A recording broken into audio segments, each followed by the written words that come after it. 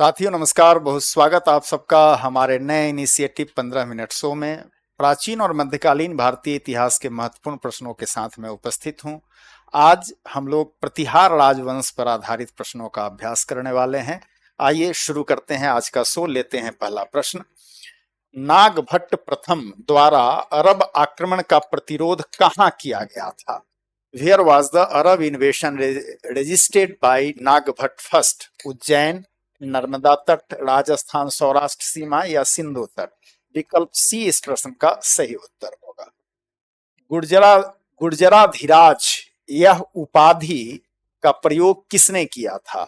नागभट्ट प्रथम, मिहिर भोज, नागभट्ट द्वितीय या महेंद्रपाल? गुर्जराधिराज यह किसने प्रयोग किया था?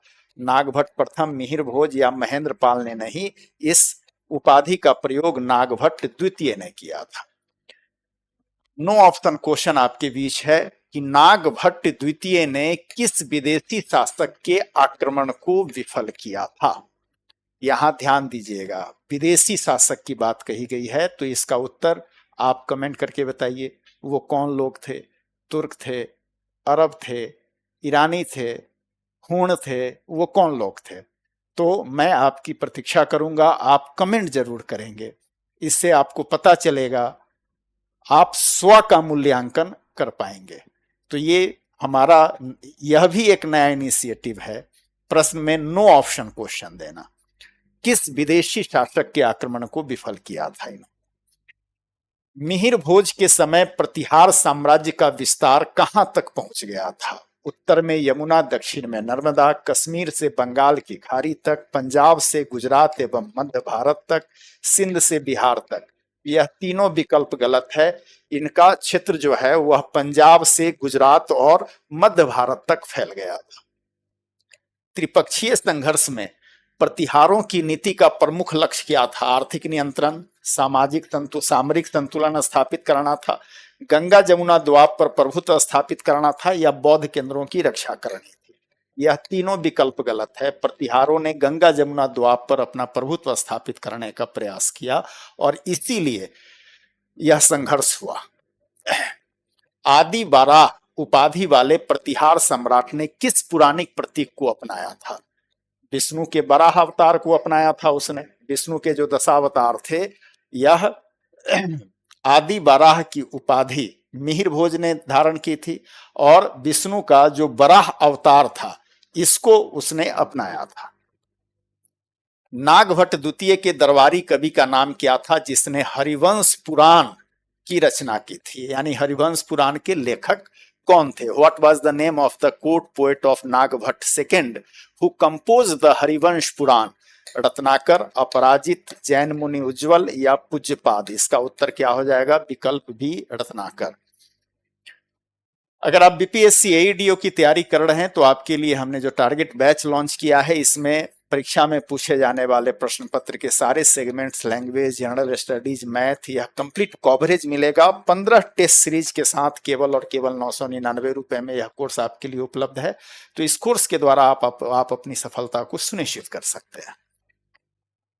अल मसूदी द्वारा प्रतिहार साम्राज्य के किस तत्व की विशेष प्रशंसा की गई है? सैन्य अनुशासन और अस्थायी सेना की, व्यापारिक संगठन, बौद्ध विहारों की समृद्धि या धार्मिक सहिष्णुता? अल मसूदी ने प्रतिहारों के सैन्य संगठन और इनकी अस्थायी सेना का विशेष उल्लेख किया है, विशेष वर्णन किया है। महेंद्रपाल प्रथम के अभिलेखों से कौन सी विशेषता ज्ञात होती है? Which characteristic is revealed from the inscription of Mahendrapal first? बौद्ध धर्म का पुनरुत्थान, ब्राह्मणों को भूमि अनुदान, अरबों से संधि, चालुक आक्रमण का प्रतिकार? यह विकल्प बी इस प्रश्न का सही उत्तर होगा।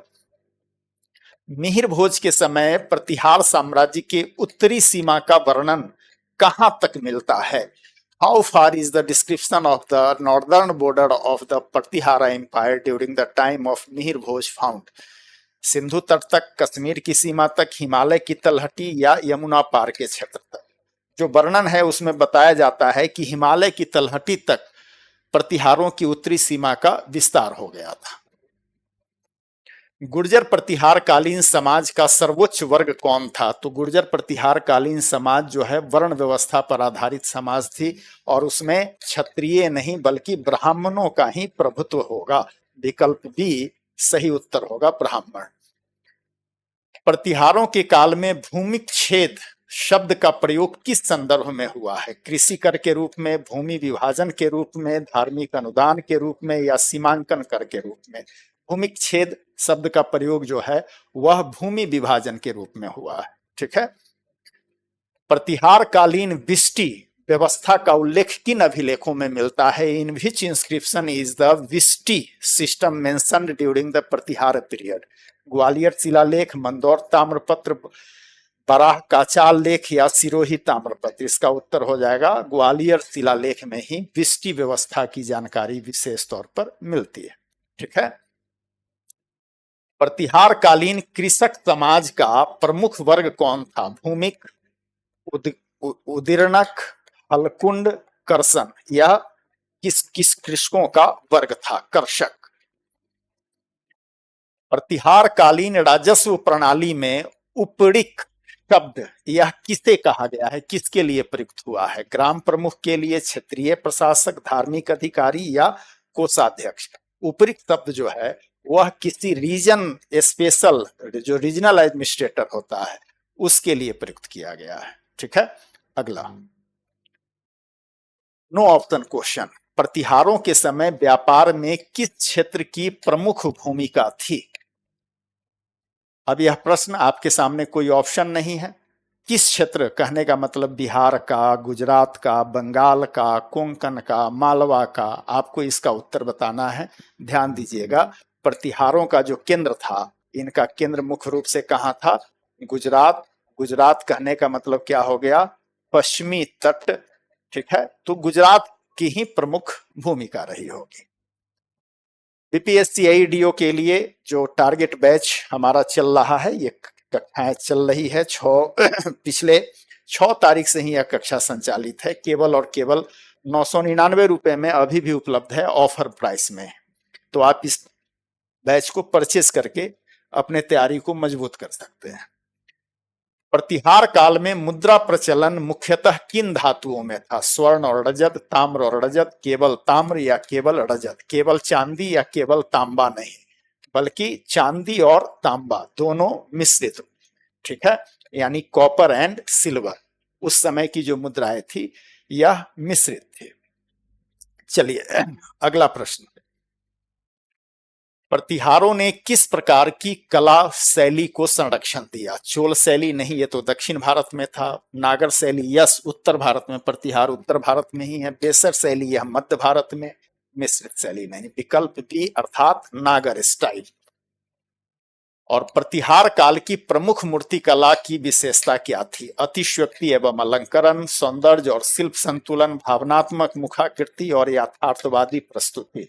इसका उत्तर हो जाएगा, इस समय की जो मूर्ति कला थी, इस मूर्ति कला की विशेषता उसका जो शिल्प संतुलन है और सौंदर्यानुभूति है। ग्वालियर दुर्ग में बाराह प्रतिमा किस प्रतिहार शासक की भक्ति से संबंधित है? वह मिहिर भोज है, जिसने आदि बाराह की उपाधि धारण की थी, उसकी भक्ति से संबंधित यह प्रतिमा है।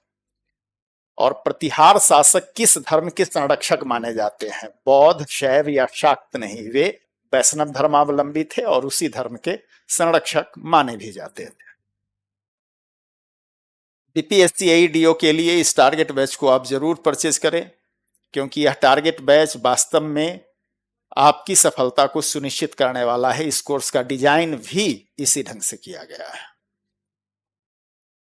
No option question. कौन सा प्रतिहार शासक जैन धर्म का संरक्षक भी था?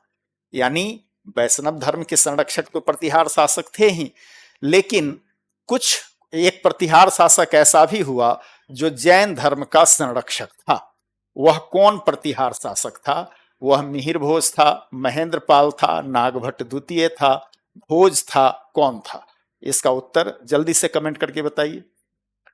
मैं आपके कमेंट्स की प्रतीक्षा करूंगा। जल्दी से कमेंट करके बताइए इसका उत्तर क्या हो जाएगा। और आप जो कमेंट कर रहे हैं वो मिला लीजिए। भोज सेकंड, भोज द्वितीय, वह प्रतिहार शासक था जिसने जैन धर्म को संरक्षण दिया। प्रतिहार कालीन मूर्तियों में व्यास मुद्रा का प्रयोग किन प्रतिमाओं में देखा गया है? बुद्ध की प्रतिमा, बराह की प्रतिमा, विष्णु की प्रतिमा या शिव की प्रतिमा? व्यास मुद्रा का प्रयोग किन प्रतिमाओं में देखा गया है?